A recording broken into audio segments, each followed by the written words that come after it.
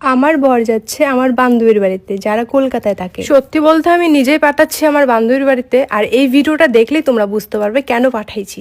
বান্ধবীর বাড়িতে যাচ্ছে, আর বান্ধবীর বাড়িতে গিয়ে কিন্তু সাবধানে থাকতে হবে। হ্যাঁ, আচ্ছা কি হবে বান্দর যদি বিশ্রামে থাকি। আজকে 1 তারিখ বেরোচ্ছি কলকাতার উদ্দেশ্যে। আজকে আমাদের বাড়িতে রেশন দেওয়া আছে, কিন্তু বাড়িতে কেউ থাকবো না। আমার কপাল খারাপ যে আমি এখন রেশন দিতে পারি না, বাড়ির লোককে দিতে হয়, কারণ ওই 1 তারিখ করে যে রেশন দেওয়া হয় ওই 1 তারিখ করে আমি থাকি না। তারপরে আমরা পুরো টিম নিয়ে চলে গেলাম কলকাতার একটা হোটেলে। নিউ টাউনে আমি বিশেষত থাকি, আমার ওই জায়গাটা ভালো লাগে।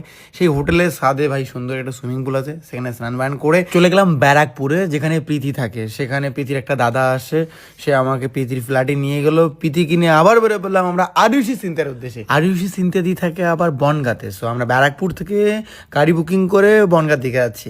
সো বনগাঁর দিকে যেতে গিয়ে এই যে রোডের পাশে যে গাছগুলো থাকে, এর গল্পটা কি গো? তোমরা যারা জানো প্লিজ আমাকে একটু বলো, কমেন্ট করে বলো। আমি কমেন্ট বক্সে চেক করবো যারা জানে এই গল্প, কারণ আমি শুনেছি এখানে কোনো এক ঐতিহাসিক গল্প আছে।